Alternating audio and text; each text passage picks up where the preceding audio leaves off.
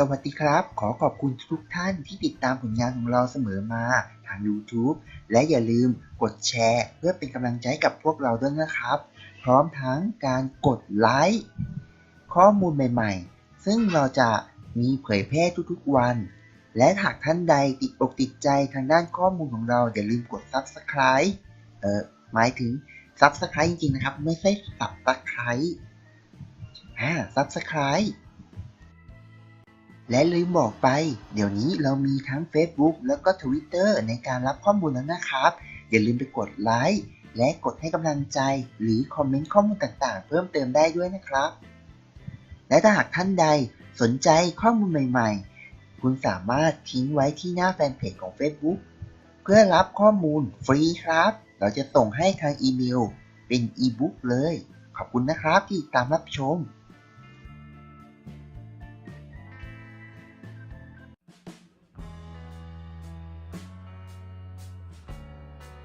น่าทึ่งมาก หากคุณกินกระเทียมบวกน้ำผึ้งเป็นเวลา7 วันในขณะท้องว่างสิ่งมหัศจรรย์นี้จะเกิดขึ้นกับร่างกายคุณ นี่คือสิ่งที่จะเกิดขึ้นกับร่างกายหลังกินกระเทียมและน้ำผึ้งในขณะท้องว่างเป็นเวลา7 วัน กระเทียมเป็นหนึ่งในส่วนผสมที่ใช้บ่อยที่สุดสำหรับอาหารทั่วโลกมันช่วยให้รสชาติของอาหารดีขึ้นและยังมีประสิทธิภาพมากสามารถรักษาโรคได้มากมายกระเทียมสดเป็นยาที่สามารถรักษาโรคได้อย่างน่ามหัศจรรย์ค่ะกระเทียมสามารถลดความดันโลหิตสูงและลดคอเลสเตอรอลป้องกันโรคหลอดเลือดหัวใจและอาการหัวใจวายนอกจากนี้ก็สามารถยับยั้งผลกระทบของหลอดเลือดได้ค่ะกระเทียมสามารถช่วยให้คุณจัดการกับอาการโรคข้อเข่าเสื่อมโรคเบาหวานและต่อมลูกหมากโตค่ะกระเทียมสามารถทำให้ภูมิคุ้มกันดีขึ้นและเสริมสร้างสมรรถภาพของร่างกายและขจัดสารพิษออกจากร่างกายของคุณเมื่อนำหอมหัวใหญ่และขิงมารวมกันมันสามารถช่วยคุณล้างสารพิษจากเคมีบำบัดได้ค่ะกระเทียมสดและน้ำผึ้งหั่นกระเทียม 2-3 กลีบเป็นชิ้นเล็กๆนำมาผสมกับน้ำผึ้ง1 ช้อนโต๊ะถ้าคุณกินส่วนผสมทั้ง2 ชนิดนี้ทุกวันผลลัพธ์ที่ตามมาคือคุณจะมีสุขภาพดีและมีพลังงานมากขึ้นค่ะกระเทียมเป็นยารักษาไข้หวัดใหญ่ถ้าผิวคุณไวต่อสิ่งกระตุ้นให้สวมถุงมือและห้ามขยี้ตาเมื่อคุณทำยาบำรุงนี้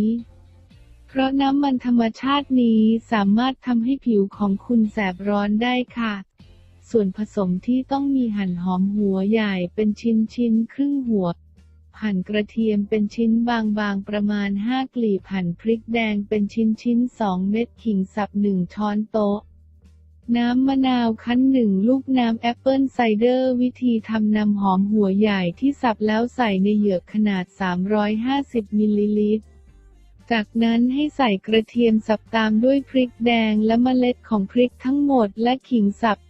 เทน้ำมะนาวลงไปในเหยือกสุดท้ายให้เติมน้ำแอปเปิลไซเดอร์ลงไปปิดฝาปล่อยทิ้งไว้บนเคาน์เตอร์หรือในห้องครัวค่ะตอนนี้คุณสามารถใช้ยาสำหรับบำรุงร่างกายแก้อาการเจ็บคอไข้หวัดและไข้หวัดใหญ่ได้แล้วเมื่อเพื่อนๆทราบแล้วว่ากระเทียมดียังไงอย่ารอช้ารีบทำตามเลยค่ะแล้วก็อย่าลืมส่งต่อให้เพื่อนๆหรือคนที่เพื่อนๆห่วงใยด้วยค่ะเพราะความสุขที่ยิ่งใหญ่คือการเป็นผู้ให้ขอให้มีสุขภาพที่ดีแข็งแรงร่ำรวยความสุขทั่วหน้ากันทุกท่านตลอดไปเลยนะคะอย่าลืมถ้าคุณชอบโปรดกดไลค์ถ้าคุณถูกใจโปรด Subscribeเพื่อเป็นกำลังใจให้แก่พวกเราด้วยค่ะขอบคุณค่ะขอบคุณข้อมูลและภาพที่มา http://www.naarn.com/8273/ ขอบคุณภาพจาก https://pixabay.com/ ลิงก์อ่านข้อมูลเพิ่มเติมได้ที่ https://goo.gl/ldeeoa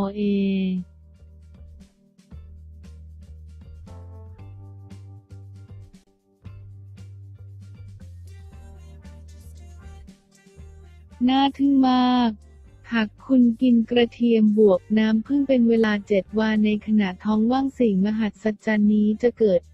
ขึ้นกับร่างกายคุณ นี่คือสิ่งที่จะเกิดขึ้นกับร่างกายหลังกินกระเทียมและน้ำผึ้งในขณะท้องว่างเป็นเวลา 7 วัน กระเทียมเป็นหนึ่งในส่วนผสมที่ใช้บ่อยที่สุดสำหรับอาหารทั่วโลก มันช่วยให้รสชาติของอาหารดีขึ้นและยังมีประสิทธิภาพมากสามารถรักษาโรคได้มากมาย กระเทียมสดเป็นยาที่สามารถรักษาโรคได้อย่างน่ามหัศจรรย์ค่ะ กระเทียมสามารถลดความดันโลหิตสูงและลดคอเลสเตอรอลป้องกันโรคหลอดเลือดหัวใจและอาการหัวใจวาย นอกจากนี้ก็สามารถยับยั้งผลกระทบของหลอดเลือดได้ค่ะ กระเทียมสามารถช่วยให้คุณจัดการกับอาการโรคข้อเข่าเสื่อม โรคเบาหวานและต่อมลูกหมากโตค่ะกระเทียมสามารถทำให้ภูมิคุ้มกันดีขึ้นและเสริมสร้างสมรรถภาพของร่างกายและขจัดสารพิษออกจากร่างกายของคุณ เมื่อนำหอมหัวใหญ่และขิงมารวมกันมันสามารถช่วยคุณล้างสารพิษจากเคมีบำบัดได้ค่ะ กระเทียมสดและน้ำผึ้งหั่นกระเทียม 2-3 กลีบเป็นชิ้นเล็กๆนำมาผสมกับน้ำผึ้ง1 ช้อนโต๊ะถ้าคุณกินส่วนผสมทั้ง2ชนิดนี้ทุกวัน ผลลัพธ์ที่ตามมาคือคุณจะมีสุขภาพดีและมีพลังงานมากขึ้นค่ะ กระเทียมเป็นยารักษาไข้หวัดใหญ่ ถ้าผิวคุณไวต่อสิ่งกระตุ้นให้สวมถุงมือและห้ามขยี้ตาเมื่อคุณทำยาบำรุงนี้ เพราะน้ำมันธรรมชาตินี้สามารถทำให้ผิวของคุณแสบร้อนได้ค่ะ ส่วนผสมที่ต้องมีหั่นหอมหัวใหญ่เป็นชิ้นครึ่งหัว หั่นกระเทียมเป็นชิ้นบางๆประมาณ5 กลีบหั่นพริกแดงเป็นชิ้น2 เม็ดขิงสับ1 ช้อนโต๊ะ น้ำมะนาวคั้น1 ลูกน้ำแอปเปิลไซเดอร์วิธีทำนำหอมหัวใหญ่ที่สับแล้วใส่ในเหยือกขนาด350 มิลลิลิตร จากนั้นให้ใส่กระเทียมสับตามด้วยพริกแดงและเมล็ดของพริกทั้งหมดและขิงสับ เทน้ำมะนาวลงไปในเหยือกสุดท้ายให้เติมน้ำแอปเปิลไซเดอร์ลงไปปิดฝาปล่อยทิ้งไว้บนเคาน์เตอร์หรือในห้องครัวค่ะ ตอนนี้คุณสามารถใช้ยาสำหรับบำรุงร่างกายแก้อาการเจ็บคอ ไข้หวัดและไข้หวัดใหญ่ได้แล้วค่ะเมื่อเพื่อนๆทราบแล้วว่ากระเทียมดียังไง อย่ารอช้ารีบทำตามเลยค่ะแล้วก็อย่าลืมส่งต่อให้เพื่อนๆหรือคนที่เพื่อนๆห่วงใยด้วยค่ะเพราะความสุขที่ยิ่งใหญ่คือการเป็นผู้ให้ขอให้มีสุขภาพที่ดีแข็งแรงร่ำรวยความสุขทั่วหน้ากันทุกท่านตลอดไปเลยนะคะอย่าลืมถ้าคุณชอบโปรดกดไลค์ถ้าคุณถูกใจโปรด Subscribe เพื่อเป็นกำลังใจให้แก่พวกเราด้วยค่ะขอบคุณค่ะขอบคุณข้อมูลและภาพที่มา http://worldwideweb.naarin.com/8273/ ขอบคุณภาพจาก https://pixabay.com/ ลิงก์อ่านข้อมูลเพิ่มเติมได้ที่ https://goo.gl/ldeeoa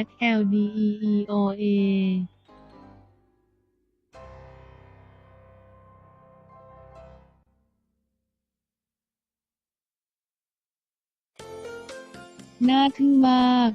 หากคุณกินกระเทียมบวกน้ำผึ้งเป็นเวลา 7 วันในขณะท้องว่างสิ่งมหัศจรรย์นี้จะเกิดขึ้นกับร่างกายคุณ นี่คือสิ่งที่จะเกิดขึ้นกับร่างกายหลังกินกระเทียมและน้ำผึ้งในขณะท้องว่างเป็นเวลา 7 วัน กระเทียมเป็นหนึ่งในส่วนผสมที่ใช้บ่อยที่สุดสำหรับอาหารทั่วโลก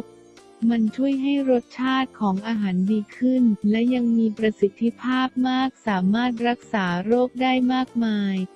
กระเทียมสดเป็นยาที่สามารถรักษาโรคได้อย่างน่ามหัศจรรย์ค่ะ กระเทียมสามารถลดความดันโลหิตสูงและลดคอเลสเตอรอลป้องกันโรคหลอดเลือดหัวใจและอาการหัวใจวาย นอกจากนี้ก็สามารถยับยั้งผลกระทบของหลอดเลือดได้ค่ะ กระเทียมสามารถช่วยให้คุณจัดการกับอาการโรคข้อเข่าเสื่อม โรคเบาหวานและต่อมลูกหมากโตกระเทียมสามารถทำให้ภูมิคุ้มกันดีขึ้นและเสริมสร้างสมรรถภาพของร่างกายและขจัดสารพิษออกจากร่างกายของคุณ เมื่อนำหอมหัวใหญ่และขิงมารวมกัน มันสามารถช่วยคุณล้างสารพิษจากเคมีบำบัดได้ค่ะ กระเทียมสดและน้ำผึ้งหั่นกระเทียม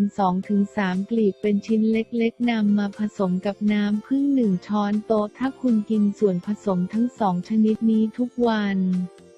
ผลลัพธ์ที่ตามมาคือคุณจะมีสุขภาพดีและมีพลังงานมากขึ้นค่ะ กระเทียมเป็นยารักษาไข้หวัดใหญ่ ถ้าผิวคุณไวต่อสิ่งกระตุ้นให้สวมถุงมือและห้ามขยี้ตาเมื่อคุณทำยาบำรุงนี้ เพราะน้ำมันธรรมชาตินี้สามารถทำให้ผิวของคุณแสบร้อนได้ค่ะ ส่วนผสมที่ต้องมีหั่นหอมหัวใหญ่เป็นชิ้นครึ่งหัว หั่นกระเทียมเป็นชิ้นบางๆประมาณ5 กลีบหั่นพริกแดงเป็นชิ้น2 เม็ดขิงสับ1 ช้อนโต๊ะ น้ำมะนาวคั้น1 ลูกน้ำแอปเปิลไซเดอร์วิธีทำ